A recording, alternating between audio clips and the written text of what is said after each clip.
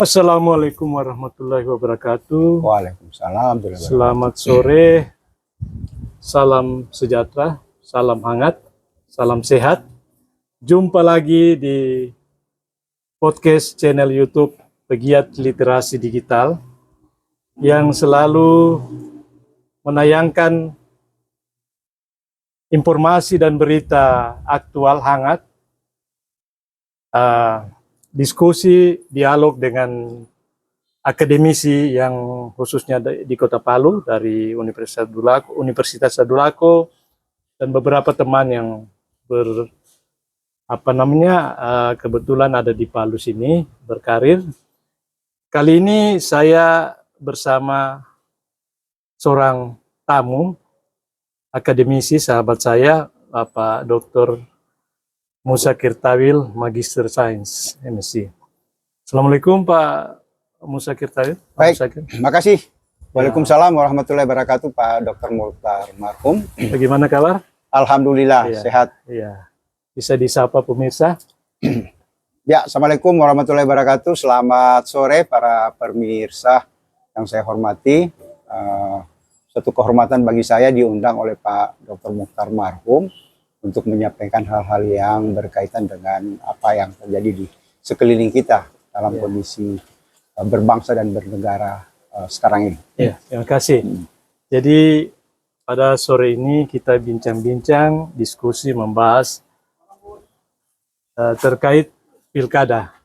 Pilkada yang insya Allah akan diselenggarakan pada tanggal 27 November. Demokrasi itu mahal. Ya, betul. Jadi untuk biaya pilkada serentak saja itu negara harus menggelontorkan dana sejumlah 37 triliun, ya. 31 kalau nggak salah ya. Ya. Dengan distribusi KPU 28 triliun, 36 Betul. Dan Bawaslu sebagai lembaga pengawas itu siapkan dana budget sejumlah 8 triliun, 63, saya tidak keliru. Jadi hampir 38 triliun untuk penyelenggaraan pemilu yang insya Allah jujur, terbuka dan adil, berkeadilan sesuai aspirasi. Kemudian kita ketahui kalau di masa Orde Baru atau Orde Lalu bahwa penyelenggaraan pemilu sudah dilaksanakan. Misalnya penyelenggara pemilu untuk Bawaslu nanti dari tahun 55 sampai 80, nanti 82 baru ada lembaga pengawas pemilu. Ya, sebagai pakar kebijakan publik, saya ingin menanyakan Pak Dr. Musakir, bisa diberi pencerahan kepada masyarakat terkait organisasi atau lembaga penyelenggara pemilu. Kira-kira lembaga penyelenggara pemilu atau organisasi penyelenggara pemilu ini sudah imparsial, sudah ideal untuk pemilu di era saat ini yang dikatakan era pasca reformasi. Ya, baik, makasih Pak Dr. Mukhtar Marhum. Saya kira dialognya sangat menarik ya. Kalau kemudian Pak Dokter memulainya untuk independen, melihat bagaimana perkembangan organisasi penyelenggara pemilu kita ya. Nah, memang ini menurut saya itu ada suatu perkembangan atau kemajuan ya. Nah, artinya adalah kalau di zaman Orde Baru itu jumlah peserta pemilu itu kan kalau kita ketahui hanya 3 partai ya. Golkar, PP, nah kemudian PDI ya. Tidak ada perjuangan ya PDI ya, Partai Demokrasi Indonesia. Ketika belum ada reformasinya. Nah, kita lihat karena sesuai juga pada saat itu kan partai politik di zaman Orde Baru masih mencari bentuk ya. Nah, lalu kemudian perkembangannya, nah kita singkat aja di era reformasi sekarang ini tentu ada perkembangan. Nah, kalau kita lihat jumlah partai politik peserta pemilu ya, kalau salah ada 41 ya, 41 ini 41 partai yang ikut serta dengan mengusung berbagai isu atau berbagai ideologi. Nah, tentu saja jumlah partai yang besar seperti ini, kalau menurut saya, memang ada sebuah bukan kesulitan, tetapi dari partai-partai tersebut itu membuat sebuah dinamika di masyarakat ketika partai itu akan dipilih. Nah, karena banyaknya partai yang ada di kita.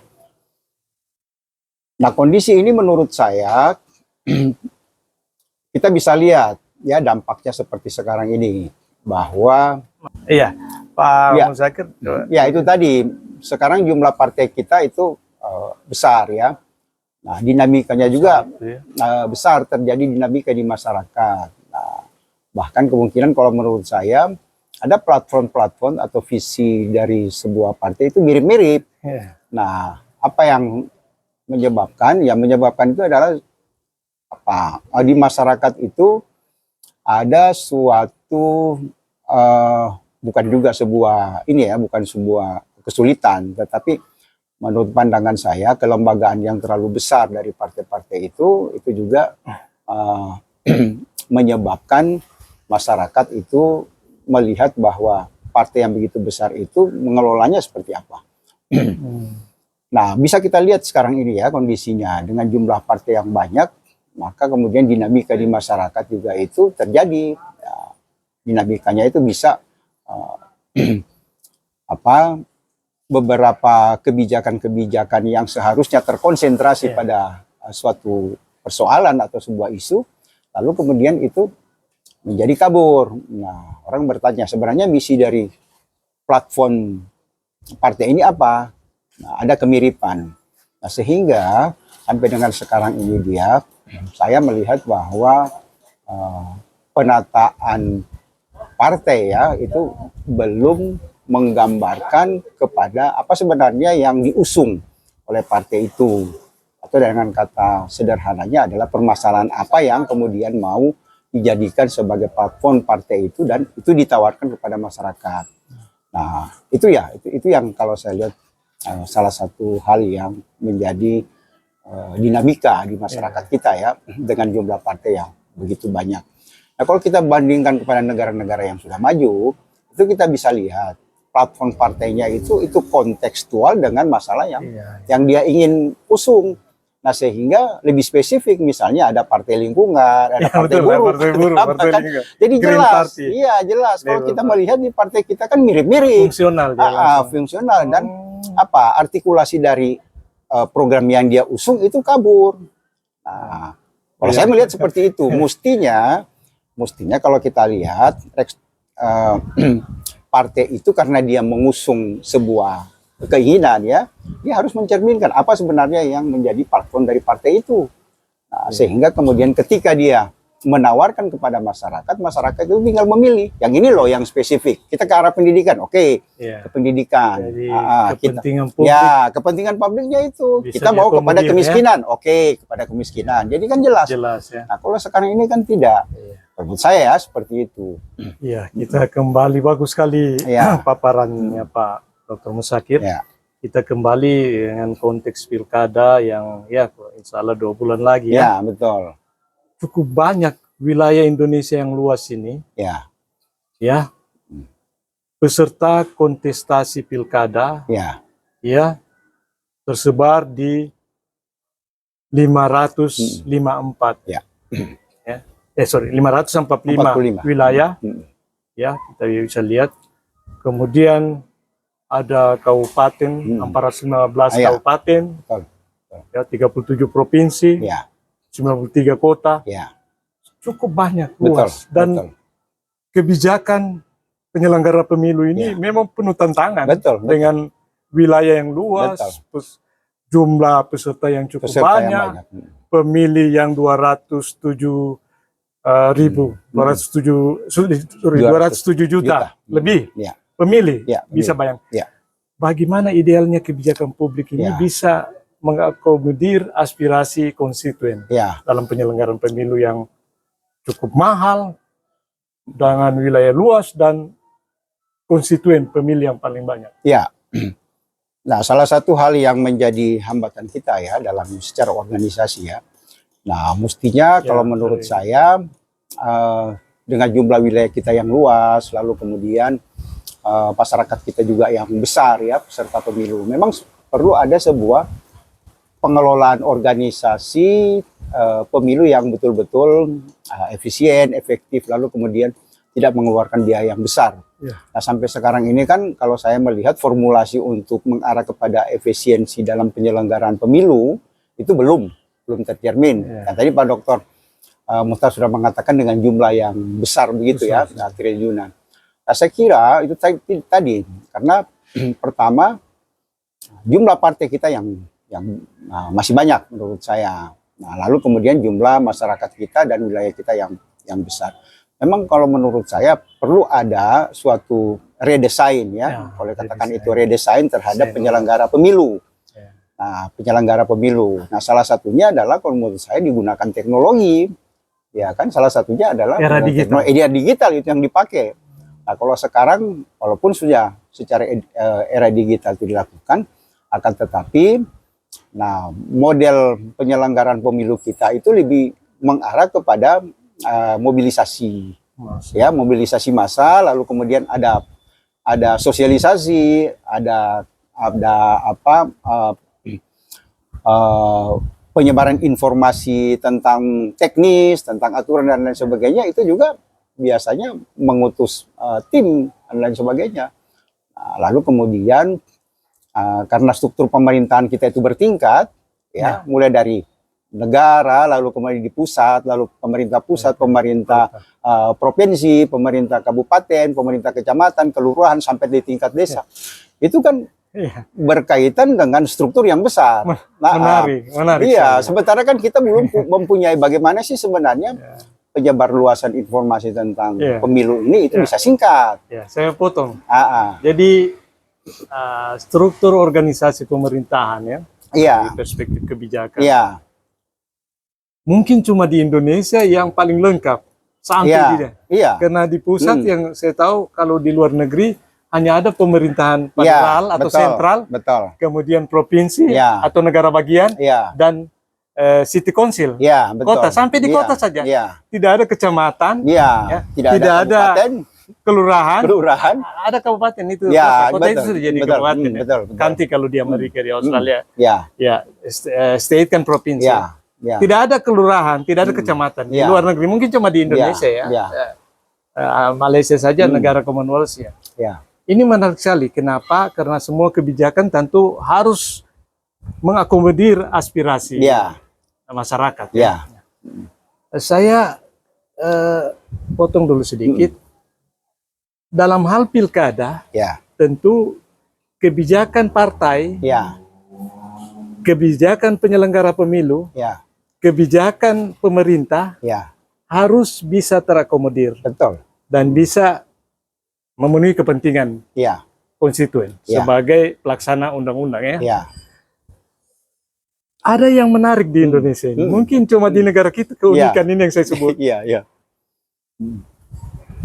Kebijakan pengkaderan kader apa politisi itu kayak masih belum dikatakan, dibandingkan katakan jauh-jauh Malaysia, Filipina, mereka betul-betul pengkaderan politisi Sedangkan di Indonesia kalau ada pilkada biasa bukan dari kebijakan itu bisa mengakomodir, bukan kader partai yang diambil, tapi dari figur yang non kader yang punya dua kriteria.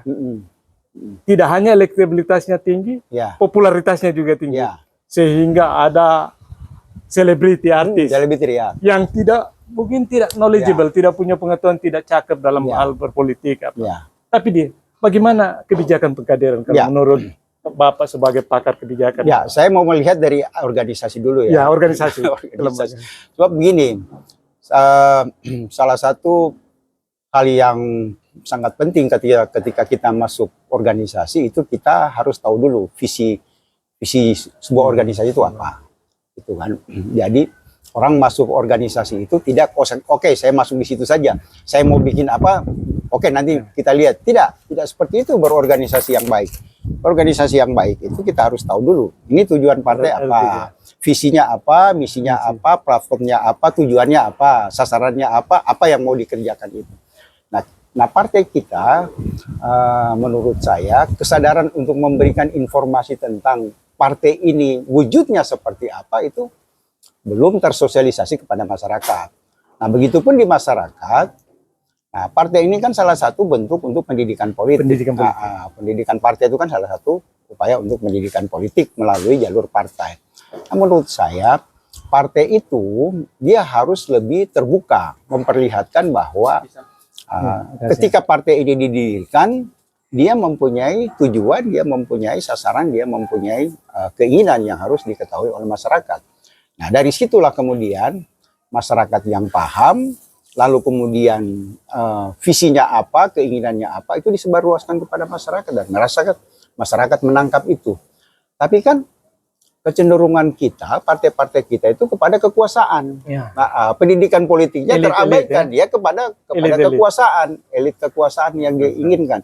Nah, sehingga Pak Dr. Marhum mengatakan bahwa ya para selebriti itu masuk, itu bahagian dari mereka tidak melihat bahwa ketika saya masuk di situ, saya adalah bahagian yang sangat penting dalam pengambilan keputusan partai itu. Tapi kan selama ini kan yang terjadi, mereka hanya masuk saja, lalu kemudian ikut kontestasi, lalu kemudian terpilih karena bukan didasari oleh pemahaman tentang apa yang menjadi sesuatu yang dia harus lakukan pada saat dia masuk partai, tapi dia menjual pribadi atau elektabilitas dia, baik misalnya seperti artis dan lain sebagainya itu, lalu kemudian mengumpulkan suara. Sebenarnya kan bukan itu makna partai. Partai itu adalah salah satunya adalah pendidikan politik.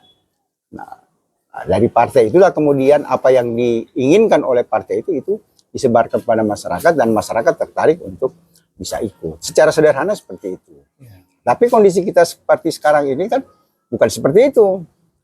Ya, yang terjadi adalah orang masuk politik karena berbagai hal. Nah, salah satunya adalah untuk menduduki, karena di Indonesia partai itu bahagian yang penting untuk menjadi anggota legislatif atau menjadi bupati, gubernur, dan lain sebagainya. Seperti itu. Ya. Jadi Pak Dr. Musakir, terkait kebijakan organisasi, dalam hal ini kebijakan partai, rupanya juga apa impact atau efek dari kebijakannya, pengaruh dan konsekuensi ya, bahwa ada kebijakan elit-elit politik, ya, yang menginginkan figur, ya, yang walaupun elektabilitasnya tadi saya katakan kurang, tapi popularitasnya dan konon bisa distir, bisa jadi semacam figur boneka ya. Kemarin adanya kebijakan Mahkamah Konstitusi dalam hal ini kebijakan regulasi ya, instrumen kebijakan, sehingga membuka peluang figur calon kepala daerah Cakada lebih banyak lagi setelah keluarnya putusan MK ya, dari batasan 20 ambang bawah ya. Sekarang ya ambang atas ya. Akhirnya dengan 10 sampai 6,5 sampai 10% makin banyak ya calon. Namun sejak 2015 ya 2015 pilkada sudah ada calon tunggal melawan kota kosong. Ini fenomena ini merupakan imbas dari, apakah ini imbas atau konsekuensi dari kebijakan partai, kebijakan elit yang menginginkan misalnya tidak diinginkan petahana walaupun elektabilitasnya tinggi, tapi ada figur yang mau dimajukan sehingga semacam mengucilkan yang bagaimana dari perspektif kebijakan organisasi, kebijakan partai politik? yang dimainkan elit-elit politik. Iya. Pandangannya Pak Dokter. Iya. Ya, ini kan fenomena yang menarik ya, dan menjadi sesuatu yang dikaji bagi kita akademisi. Nah, apalagi isu tentang kota kosong itu kan menjadi sesuatu yang menarik. Nah, kalau saya melihat data, kota kosong itu yang akan terselenggarakan itu ada 41 daerah. 41 daerah. 2024 ini. Iya, 2024 itu. Itu meningkat ada 41 ya. Nah, lalu kemudian 37 provinsi. Nah, itu ada data yang saya lihat. Jadi nah, Sulawesi Tengah kayaknya tidak ada yang kota kosong. Tidak ada. Ya, karena semuanya bahkan bertambah. Iya, bertambah. Rata-rata paling banyak rata-rata 3, 5. Iya. Paling sedikit 3. Paling sedikit. Nah, sebelum keluarnya putusan. Iya, itu. Nah, yang menarik adalah saya melihatnya bahwa kota kosong ini dalam beberapa komentar adalah salah satu wujud untuk melakukan perlawanan kepada ini ya, kepada calon, kepada elit dan kepada yang ikut serta pada kontestasi itu. Nah, bahagian daripada keinginan masyarakat untuk melawan dominasi dari salah satu kontestan yang ikut ya, atau salah satu calon yang ikut. Nah, sehingga kemudian kota kosong ini kalau menurut saya, yang saya lihat adalah salah satu bentuk perlawanan. Nah, ketika orang yang diinginkan itu tidak masuk dalam keinginan mereka, tidak walaupun masuk. Elektabilitas ya, walaupun elektabilitas tinggi, tetapi kan kemudian ya itu tadi yang saya katakan, ketika partai melakukan sebuah manuver untuk misalkan hanya satu saja calon. Nah, sementara di sisi lain masyarakat tidak menginginkan itu, tetapi partai menginginkan itu kan. Nah, sehingga kemudian jalan keluarnya sudah kasih ayo kota kosong. Dan ini nampaknya juga itu 41. Iya, dari ini kalau lihat kepada ada 41 ada 41 daerah ya. Nah, kalau tidak salah ya data saya 37 provinsi. Ya, 37. 41 daerah, lalu kemudian 37 provinsi kalau saya lihat data, mudah-mudahan tidak salah. Nah, itu. Jadi menariknya ini dalam suatu pendidikan politik, ini kan hal yang menarik. Nah, salah satu hal yang menarik untuk kita kaji, adanya kota kosong itu karena perlawanan masyarakat. Iya ya. Nah, perlawanan masyarakat untuk melawan hegemoni atau kekuasaan dari partai yang misalnya dia lebih mendominasi partai-partainya yang dikumpulkan, lalu kemudian hanya satu. Nah, gitu. Jadi kota kosong ini sebenarnya ada beberapa komentar juga mengatakan bahwa itu salah satu bentuk perlawanan. Bentuk perlawanan masyarakat untuk melawan hegemoni dari partai yang mendudukan orang yang bukan merupakan aspirasi masyarakat. Iya, seperti itu. Lalu begini, ini menarik ini. Yang kita lihat selama ini kebijakan penyelenggara pemilu, pembuat undang-undang, legislator dan termasuk MK juga ya. Saya mau katakan stakeholder lah. Ya. Ini selama ini kita lihat kan ada ambang batas, toh? Ambang batas. Misalnya 20% yang lalu. Kemudian ambang batas turun. Tapi kenapa yang jadi pertanyaan di masyarakat, kenapa tidak ada ambang batas atas? Maksudnya dibatasi, jangan sampai ada yang borong partai. Kebijakan ini harus dibuat. Ya, harus ada semacam batas untuk, misalnya kalau di sini misalnya katakan 20% ya, 11 kursi di sini misalnya dulu sebelum ada putusan MK. Jadi untuk menekan, karena ternyata menurut sejumlah pakar termasuk Ibu Titi dari UI, ini Titi Anggreni. Iya, Titi Anggreni. Ini kota kosong, kebijakan kota kosong atau calon tunggal, rupanya sejak Yunani kuno, sejak demokrasi lahir itu sudah ada namanya okrasem. Ya. Okrasem itu bagaimana jika ada yang tidak diinginkan, mau dikucilkan, ya. nah, dibuatlah kebijakan itu supaya ada calon tunggal. Calon tunggal. Nah, itu rupanya bukan saat ini, tapi itu. Jadi kira-kira bagaimana dari perspektif kebijakan organisasi kebijakan? Iya, kalau menurut saya dari perspektif sebuah kebijakan, pertama kita filosofi dari pemilu ini kan menampung aspirasi masyarakat. Itu kan yang utamakan itu. Ketika kita melakukan pemilihan umum itu, kita inginkan apa sih sebenarnya diinginkan oleh masyarakat? Apa keinginannya?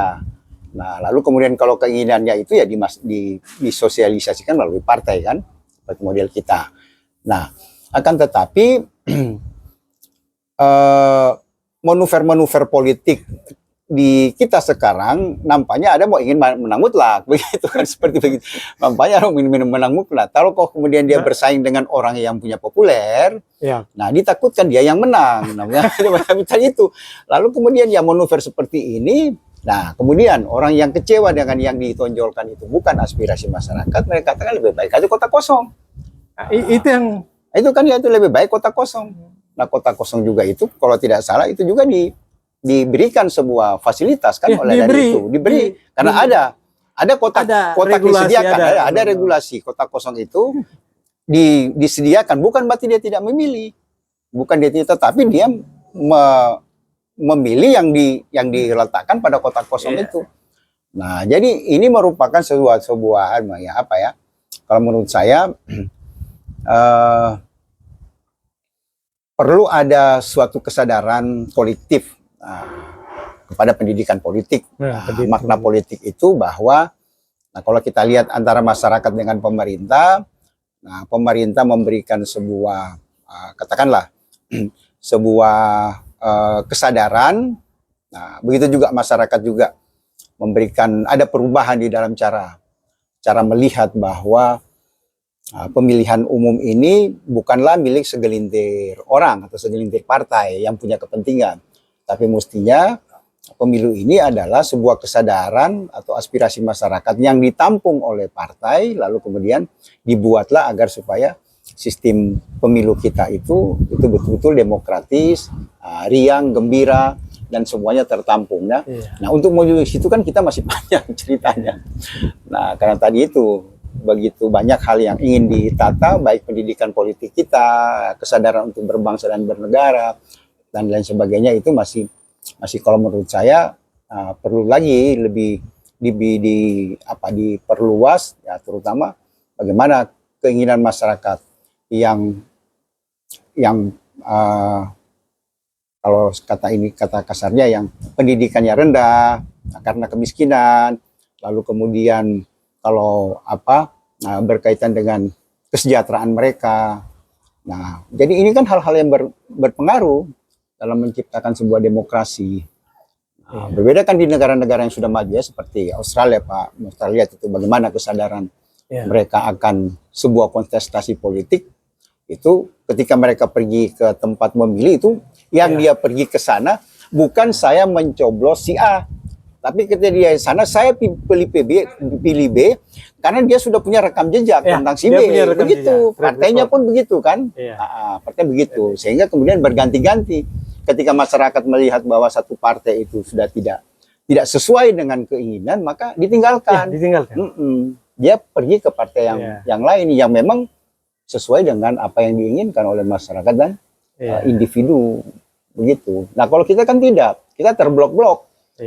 Kalau kita tidak seperti begitu, kesadaran itu, kesadaran untuk memilih kita lebih didasari oleh untuk mendapatkan sebuah kekuasaan atau berkelompok, itu dan sebagainya. Nah, inilah yang perlu kita lihat bahwa peranan partai, peranan negara atau pemerintah itu menata, menurut saya pendidikan politik kita itu agar supaya lebih terbuka lagi. Nah, sehingga kemudian aspirasi masyarakat lalu juga pemerintah itu ketemu. Jadi kekuasaan itu kan hanya bahagian dari ketika masyarakat percaya, kan? Kan begitu. Kekuasaan trust. Itu trustnya begitu. Ketika trust itu sudah berkembang di masyarakat, maka pemerintah melakukan kebijakan itu berdasarkan kepercayaan yang diberikan kepada legitimasinya itu. Ya. Itu. Ini menarik sekali, Pak Dr. Musakir. Jadi kita kembali tadi sudah Ya. bicara kota kosong. Ya. Ada satu lagi aspek yang unik di Indonesia, ya, hadirnya calon independen. Independen. Jadi ya. ini sejarah historis Ya. kita lihat. Di Sulawesi Tengah sini Ya. tercatat dalam sejarah, ya, Bupati Kanjeng, Iya. ya, Mas Ada. Asman, Iya. mencatat sejarah sebagai Ya. salah satu calon bupati dan terpilih melalui jalur non partai atau independen. Ya. Iya. Kemudian Dharma Pangrekun, Ya, dan Rumah Pangrekun. ya, mengaku sebagai orang Sulawesi karena lahir sini, Ya, besar ya. sini sampai SMA, Iya, kan, betul, mengikuti betul, orang betul. tua tugas ini. Betul.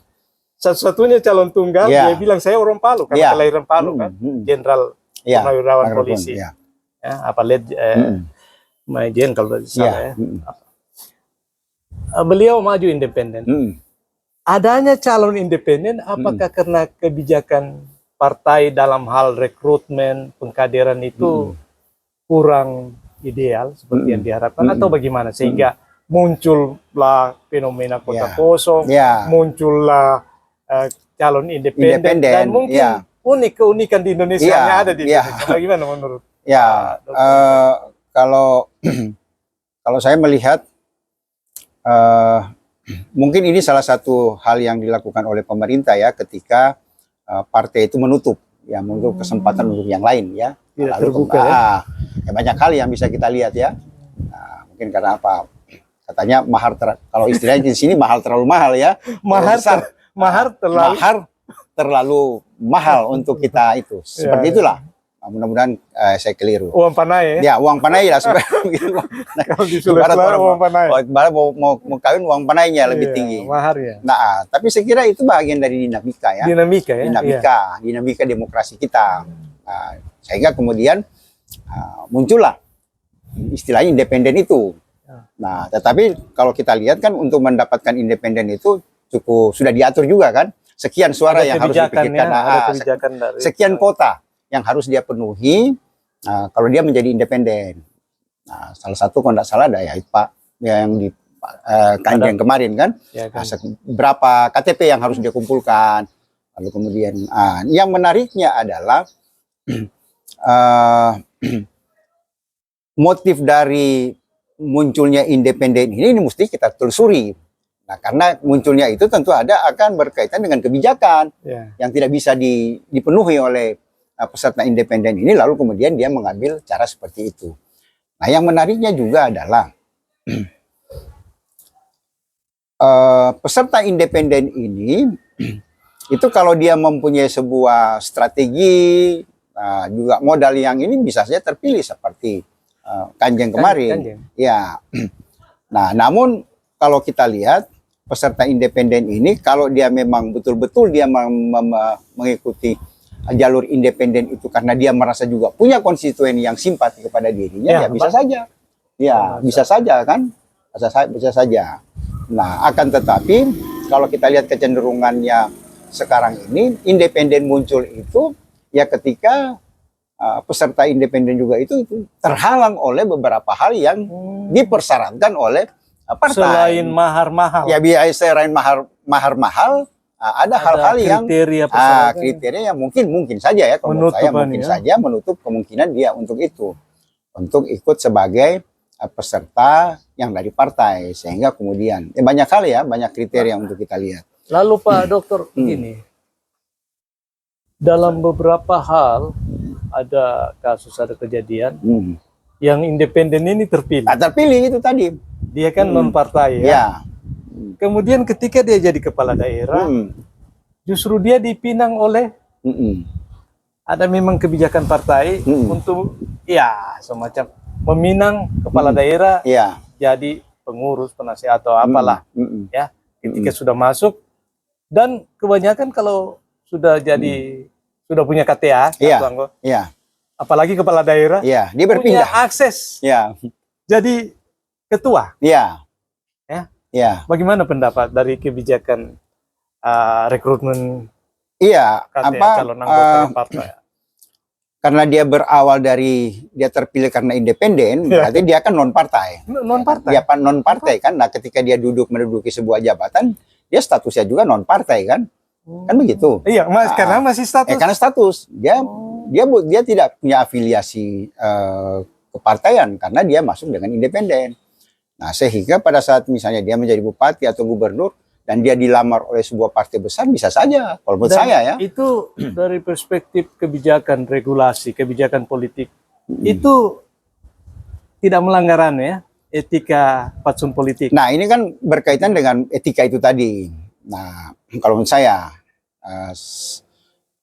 karena tadi itu kalau bermula dari dia terpilih melalui jalur independen, berarti dia dalam perspektif dalam perspektif aspirasi, dia didukung oleh orang yang memberikan inspirasi kepada dia tanpa sebuah ada ikatan, misalnya ikatan organisasi, ikatan partai.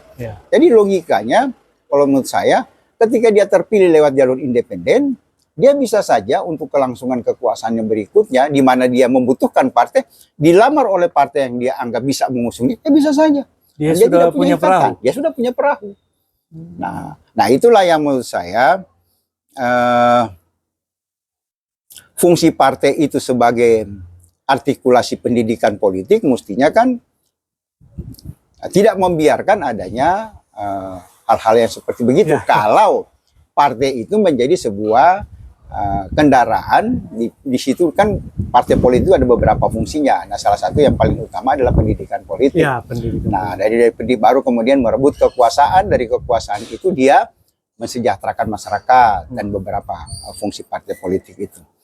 Nah, kalau kita lihat di Indonesia, kalau menurut saya, nah independen ini itu juga independensi orang yang ingin terlibat secara individu maupun kelompok tetapi di luar partai itu belumlah merupakan sesuatu hal yang dijadikan suatu jalur ya, atau kalau mengatakan seperti itu, sebagai suatu jalur untuk merebut kekuasaan. Dalam artian begini, itu tadi orang rata-rata melakukan independen itu karena beberapa hal yang dia tidak bisa memenuhinya.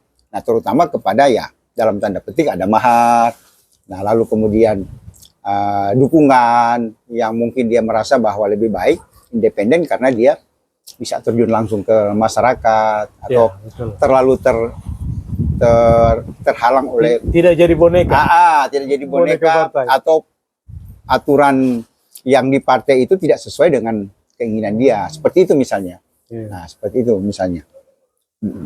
Lalu terkait dengan rekrutmen dari non partai independen direkrut, kemudian yang fenomena di Indonesia kan ada yang kutu loncat istilahnya, yang dari satu partai pindah ke partai lain. Itu dari perspektif kebijakan rekrutmen kader bagaimana kader? Saya mau mengkajinya dalam perspektif organisasi. Organisasi maksud saya. Organisasi. Ketika kita masuk organisasi, itu tadi saya katakan, ketika kita masuk organisasi itu benar-benar lahir dari kita, dari kajian kita ya. Kita senang pada platform partai itu, kita senang kepada visi dia, kita senang kepada apa yang diinginkan ya, maka kita masuk. Nah, artinya adalah pada saat kita masuk partai itu, ideologi partai itu sudah menyatu dengan ideologi kita. Ideologi partai itu sudah harus menyatu dengan kita. Tapi saya juga menjadi sebuah pengamatan ya. Tapi kalau saya mengkaji dalam perspektif organisasi, itu tadi kita tertarik untuk masuk organisasi itu karena jalan pikiran kita, keinginan kita ada di partai itu. Bukan karena orientasi kekuasaan. Bukan karena orientasi kekuasaan. Jadi dalam perspektif organisasi menjadi anggota organisasi, kalau kemudian dia berpindah-pindah, berarti ideologi di partai itu dia tidak pahami.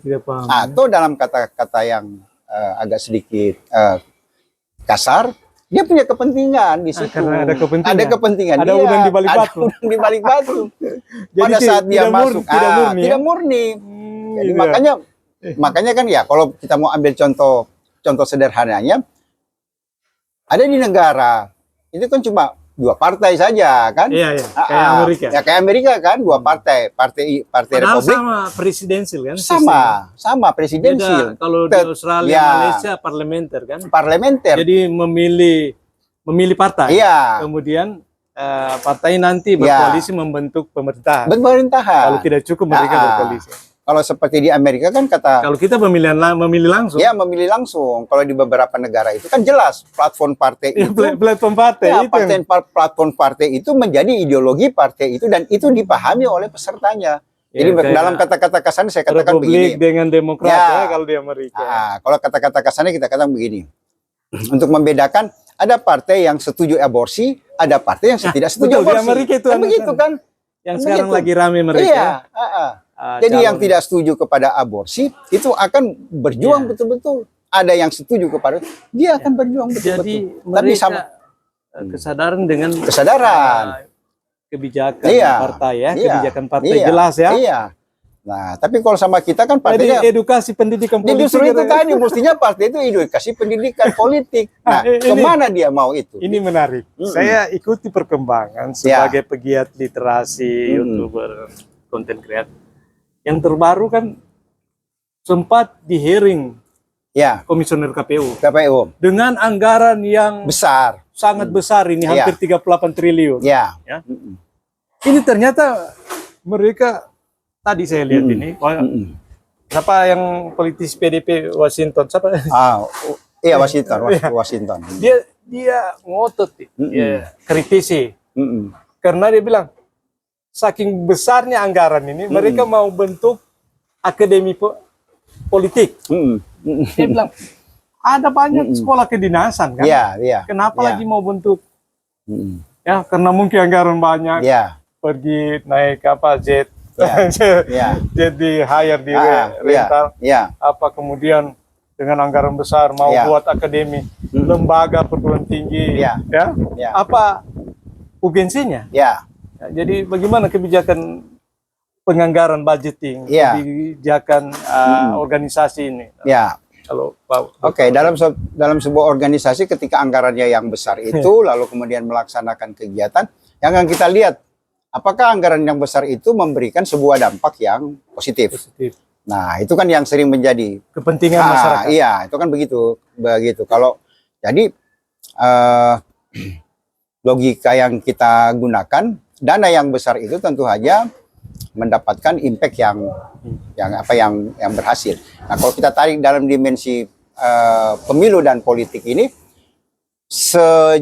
seberapa besar dana yang dikeluarkan oleh pemerintah untuk pelaksanaan pilkada ini membawa dampak positif yang diinginkan oleh pemilu sekarang ini apa? Nah, kalau pemilu kita kan secara universal adalah menumbuhkan kesadaran akan berbangsa dan bernegara itu ya. Kalau lihat platform dari pemilu kita itu adalah pemilu yang jujur, adil, transparan. Lalu kemudian sekarang ini yang dikemukakan sekarang ini terintegrasi. Nah, kan seperti begitu. Nah, kalau kita kemudian dana yang besar itu hasilnya apa? Ya kan dilihat kan hasilnya terukur, apa? Mestinya kan ada perubahan. Ada output, ada perubahan terhadap hasil pemilu ini terhadap kesadaran berpolitik bangsa Indonesia. Ya, seperti begitu. Nah, kalau menurut saya karena pemilu itu menurut saya pendidikan politik. Nah, ketika kita mencoblos ya pada saat kita datang ya, Pak Dokter pergi ke TPS. Nah, kita kan sudah punya sudah tahu siapa yang akan kita pilih. Lalu kemudian orang yang kita pilih itu sudah ada dalam bayangan kita bahwa dia akan melakukan perubahan. Tapi kemudian kalau tidak terjadi perubahan itu, nah berarti sia-sia dong dana yang begitu besar itu, tetapi apa yang dicapai dengan pemilu yang jujur, adil, terintegrasi itu tidak ketemu. Nah, itulah menjadi sebuah persoalan kita sehingga pada saat hasil pemilu kita itu tunggu-tunggu aja akan jadi ada komplain lagi. Nah, ini kan perlu ada sebuah pendidikan ya menurut saya. Kembali kepada pendidikan politik kepada bangsa kita bahwa karena kita mengambil sistem demokrasi bukan monarki, ya memang kita harus melalui tahapan-tahapan seperti begitu. Tetapi tahapan-tahapan seperti itu sejak dari periode ke periode pemilu itu sudah harus melakukan perubahan-perubahan. Nah, kalau saya lihat ya ada sedikit perubahan, akan tetapi belum menyentuh kepada hakikat daripada apa sih sebenarnya makna dari pemilu itu. Apakah hanya memilih kepada calon saja? Apakah ada perubahan terhadap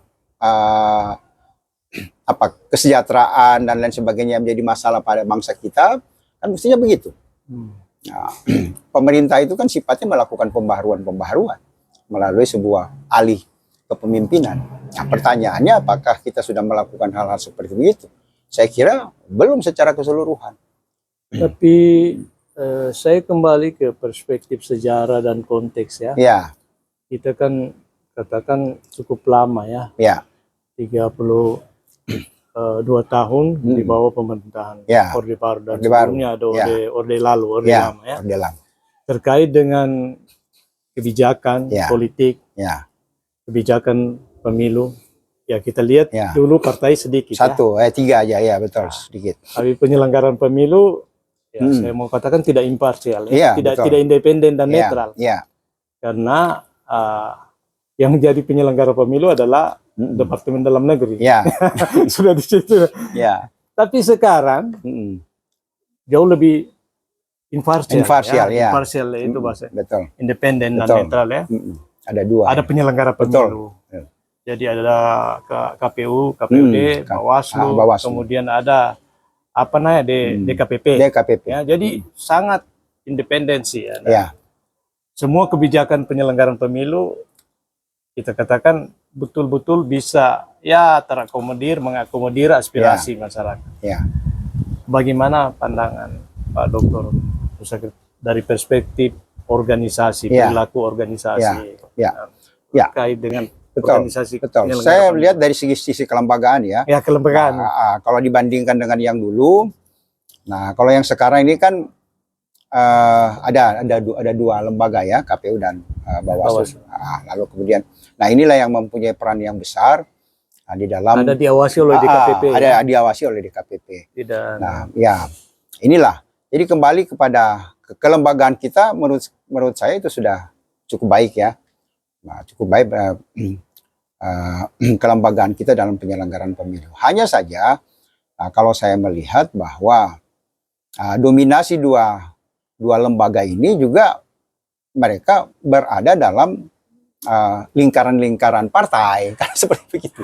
Kalau saya melihat elit partai juga ya bukan turut campur, maksudnya mereka seharusnya idealnya imparsial. Iya, imparsial, maksudnya kan tidak independen, boleh terkontaminasi, tidak boleh terkontaminasi, tidak boleh digoda oleh tidak boleh digoda elit-elit. Seperti begitu. Mereka harus imparsial, independen. Iya, independen. Nah, makna independen di Indonesia ini kan itu multitafsir, relatif. Nah, karena apa? Karena tadi itu bahwa ini kan berkaitan dengan budaya organisasi kita. Itu budaya organisasi kita. Organization behavior, perilaku organisasi kita itu masih sangat kental dengan di mana budaya suatu masyarakat itu dominan ya, masih ke situ kalau menurut saya. Jadi memang memerlukan sebuah waktu dan kerja keras untuk menciptakan sebuah penyelenggaraan pemilu yang independen. Nah, karena kita lihat beberapa kasus juga terjadi kekisruhan ini bukan lahir dari masyarakat, lahir dari kelembagaan itu. Nah, ini kan yang mesti bagaimana kita perbaharui ya. Nah, sekarang ini kan dari pemerintah mulai menata itu lagi, kelembagaan pemilu ini. Nah, walaupun perubahan-perubahan itu tidak bisa terjadi dengan cepat karena karena kekisruhan itu salah satunya diciptakan oleh mereka juga. Diciptakan oleh mereka juga dengan perilaku mereka. Mereka sendiri yang menciptakan itu sehingga membawa suatu kepercayaan masyarakat itu kepada lembaga itu juga. Tingkat kepercayaannya menjadi kurang. Lalu menarik. Kita ketahui ada dalam manajemen dikatakan konflik of interest. Konflik of interest, konflik kepentingan. Bagaimana suatu decision making atau policy making itu akan apa namanya, kalau terjadi konflik kepentingan, Ya, nah kita melihat, katakan di Pasangkayu sana Ya. pernah ada bupati dengan ketua DPR saudara kandung. iya betul. Kemudian di daerah lain, di Ya. Jawa, mungkin juga di sini ya, Iya, iya, ada suami istri Ya. jadi satu ketua dewan, Ya, satu betul. bupati. Kira-kira dari perspektif organisasi ya, Ya. perilaku organisasi, Ya. kebijakan, kalau terkait dengan konflik kepentingan dan Ya. adanya kepemimpinan Ya. yang primordialis Ya. nih dan lain sebagainya. Bagaimana menurut? Iya, Dari fatsun politik, Iya. etika politik. kalau etika politik atau etika organisasi ya. Ya, etika organisasi maksud saya. Etika organisasi itu kan mengatakan begini, ketika Anda memiliki kekuasaan, karena kekuasaan dalam organisasi itu kan Anda tidak terima sendiri, Anda tidak dapatkan sendiri, kan berstruktur ini. Karena publik ya, publik. Kan publik, ada kepercayaan, Iya, bukan lalu keluarga kemudian publik. ada kepercayaan, lalu kemudian Anda diberikan jabatan itu.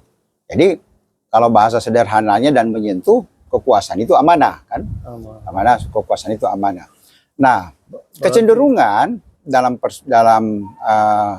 iklim politik kita, nah kekuasaan itu bahagian daripada perilaku menyimpang. Nah, menyimpangnya karena apa? Ketika dia mendapatkan kekuasaan, ketika mendapatkan kekuasaan, segala fasilitas itu ada padanya. Nah, fasilitas yang melekat pada seseorang yang berkuasa, nah secara sederhana, ketika dia sudah mendapatkan kekuasaan, dia merasa kewenangannya juga besar.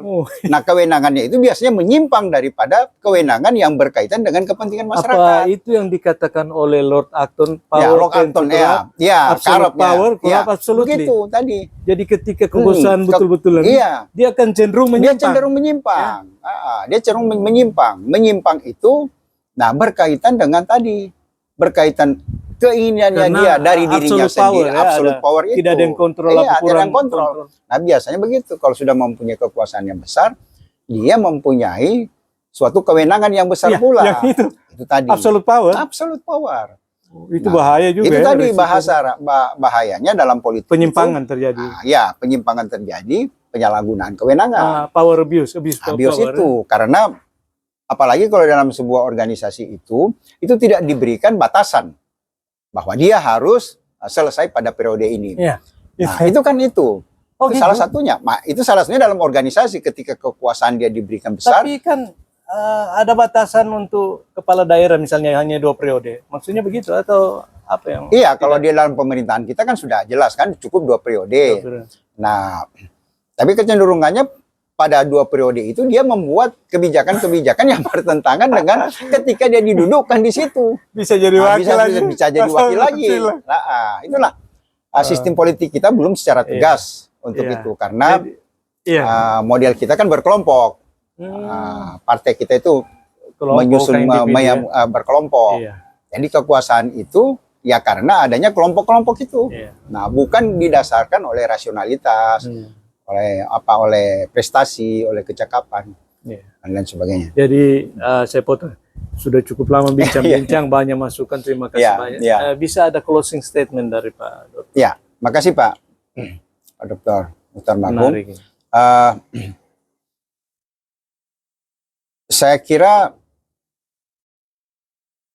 pendidikan politik saya selalu mengatakan seperti itu. Pendidikan politik itu menjadi sesuatu dasar bagi kita ya. Nah, karena apa? Karena pemahaman tentang kekuasaan itu harus diketahui oleh seluruh masyarakat sampai ke tingkat dasar. Nah, apa yang kita harus lakukan? Yang harus kita lakukan adalah bagaimana elit-elit partai, elit-elit pemimpin kita itu memberikan sebuah contoh yang edukatif bahwa kekuasaan itu tidaklah mutlak, kekuasaan itu ada batasnya. Dan berpartai itu adalah suatu cara untuk kita memahami apa yang harus dilakukan oleh pemimpin partai, apa yang harus dilakukan oleh anggota partai, dan bagaimana partai itu mengartikulasikan fungsinya dalam masyarakat dalam mencapai kesejahteraan masyarakat. Apa itu? Ya itu tadi, negara Indonesia yang adil dan makmur. Karena itu kan tujuan cita-cita kita. Arahnya mesti ke sana. partai itu bagian Bagian. kecil dari untuk mencapai kesejahteraan itu Iya. melalui kebijakan-kebijakannya dan orang-orang yang punya kompeten dan punya suatu tanggung jawab dedikasi untuk menjadi pemimpin partai. Iya, bagus sekali, menarik. Jadi demikian bincang-bincang, diskusi, dialog dengan pakar kebijakan publik yang juga kebetulan beliau adalah Dekan Fakultas Ilmu Sosial Politik Universitas Aziz Lamajido. Beliau juga pernah jadi ketua Stisipol ya. Dan beliau dosen senior, sahabat saya di beliau di FISIP ya, angkatan saya. Terima kasih banyak, ini mudah-mudahan menjadi edukasi, pencerahan, inspirasi bagi masyarakat ya. Terima kasih. Sebelum saya tutup, tolong jangan lupa subscribe, like, dan share, bagikan karena ini sangat bermanfaat untuk edukasi pendidikan politik di masyarakat. Terima kasih, sampai ketemu lagi di episode berikut pegiat literasi digital dan content creator YouTuber. Terima kasih. Assalamualaikum warahmatullahi wabarakatuh dan selamat sore. Terima kasih Pak Dr. Musakir. Ya.